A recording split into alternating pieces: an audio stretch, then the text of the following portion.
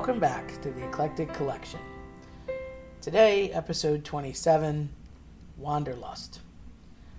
So I'm not going to lie, this will probably be a heavy story for some people, a little on the sad side, and it's weird how I got to thinking about it. I blame Kevin, my sound engineer, for noticing a photo that I had taken right after college that was sitting on the wall behind me, that I've taken for granted a million times. And in it are friends of mine that I was very close to and haven't seen in a while, regrettably so. So I guess the first moral of today's story is get in touch with your friends. Don't let time and space and distance get in the way, because you should be able to pick up and leave off with everybody that matters in your life. I always say that. Anyhow, those people in the photo aren't the issue, but by looking at that photo, one of my friends in it made me think of a friend that he had, and just kind of a weird story that went along with it. My very good friend in college was a freshman when I was a senior, and he was a wrestler and an avid rock climber and a track guy, pole vaulter actually. And he was buddies with this other guy that I was quasi-friends with through my friend. And he was also a pole vaulter and a rock climber. He was local, and he was kind of in sort of a plan, if you will, for school, but not terribly so. And he was all right. He didn't really bother us, but he came to the radio station, which we were all a part of for a long time, and he never really committed to much. He wasn't a committal kind of guy. He didn't really stay on 100%. He would have a show. Sometimes he would show up. Sometimes he wouldn't. He would come out with us sometimes not. So I didn't really look for him. And I didn't have terrible warm fuzzies about him. Like, I could tolerate him and deal with him, but he wasn't my speed. And I guess, truth be told, I would have rather him not palled around with my buddy. But, jury was out, so I kind of figured I would deduce what sort of character he was over time. And oh boy, was he a character. After a while, I came to understand that he was kind of an excessive person and yet never committed to anything. So, he drank too much. He smoked too much. He was into drugs. That wasn't our scene. It wasn't our friend group, and it wasn't anything that we wanted to be a part of. So when he would go do those things, he was off on his own with different people, and those people weren't people that I wanted to be friends with. So I didn't see him as often as my friend did, and I was perfectly happy when he wasn't around. But then I started to notice that he would show up on occasion, more often than not, show up at the dorm, show up at the station, come around more often, inviting him to parties and things. And although I had no reservations about my friend never getting into his shenanigans, it just put extra pressure and unnecessary icky on everyone. So we tolerated him more than actually accepting him. And eventually, I would graduate first, and then my buddy would graduate about 3 years later, because he was a freshman and I was a senior. And that guy was in his class. A couple years go by, and we talked about careers and such. And this kid never got one. He never got a job. He never really went into anything. And he kind of just worked odd jobs off and on, sort of hand to mouth to just do whatever he could do or be going wherever he wanted to go or, have whatever experience he wanted. And eventually he wandered out west. And I don't think it was planned, and I think he hitchhiked a lot of the way. And it was just every unsafe thing you could think of together. And that was early 2000s, late 90s, so different era. Now it would be completely not a good idea, but at that time it wasn't a good idea either, but slightly less safety concerning than it is now.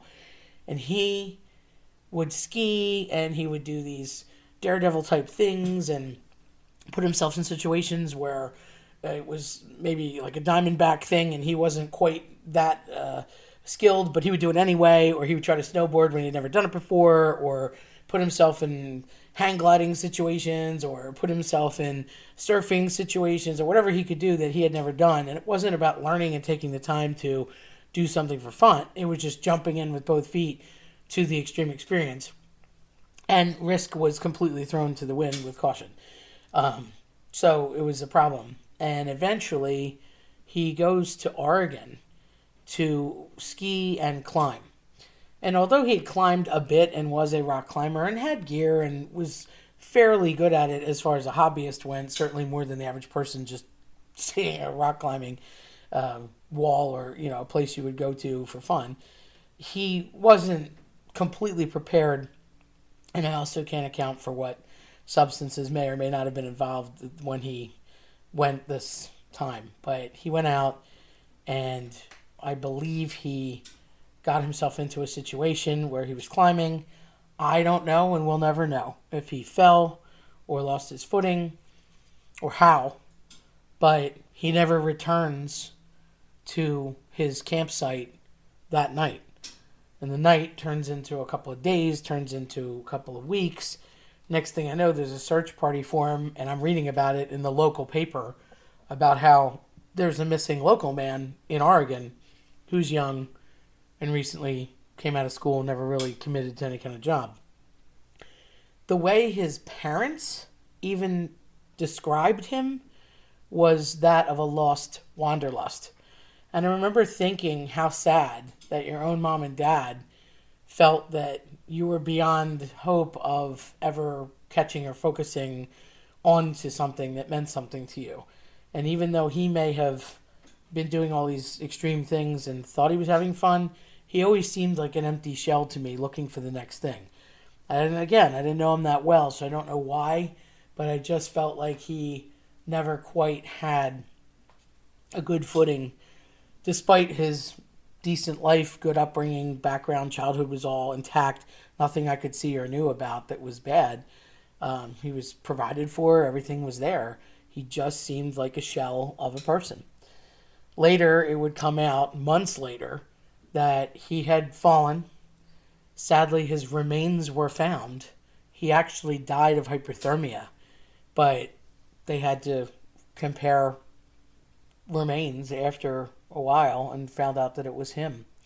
And I believe he was 24 when he died, which is such a waste of a life. He was so young and could have done anything, but he never really opted to do anything despite what he went off to accomplish with climbing or surfing or whatever thing he was into at the time.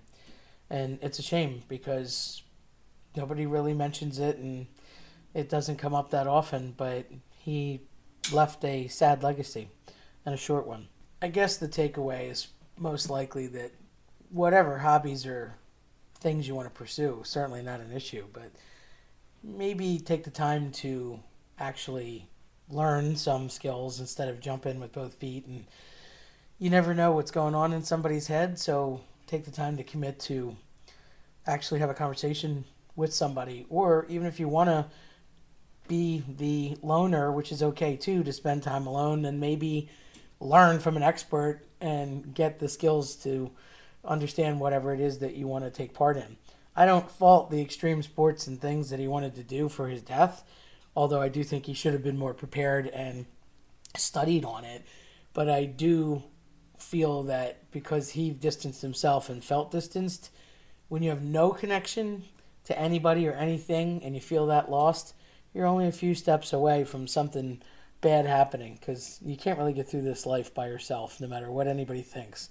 There's help all around you, and there's people that do have interest and care. And I think that so much now, especially with isolation and whatnot, people feel alone, and sometimes people want to be alone, and again, that's fine, but there's always a person, an out, a thing, a help, could be anything. It could be a religious avenue, it could be a friend avenue, a family avenue, a work avenue, any kind of support group, and it could just be a fun thing. Maybe you play cards, maybe you, I don't know, study fencing, maybe you're into karate, maybe you race ATVs. I don't know. I've had lots of different, certainly with the students I've had a lot of different interests and hobbies and things I never even heard of or knew were a thing that are fantastic, that you can go out and in this earth try all that stuff and do all these things.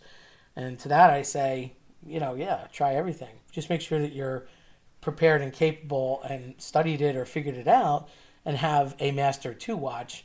And if not, go find one, especially with the internet. You can get a hold of anything anymore. Just don't try and replicate something that a professional did immediately. I don't think you're quite ready. But the other side of that is just to keep perspective with people and make sure that you're not cutting yourself off from potential friends or support that you need, because you can't really go through everything alone in this world. It's not possible. So, if with that being said, you are not already an eclector, you probably want to join in and be one so you can hear all my crazy stories, and I'm usually at the wrong place at the right time. And if that's the case, then you can tune back into eclecticcollectionpodcast.com or listen on your preferred platform. I'm Terry Tenaglia. Thanks for listening.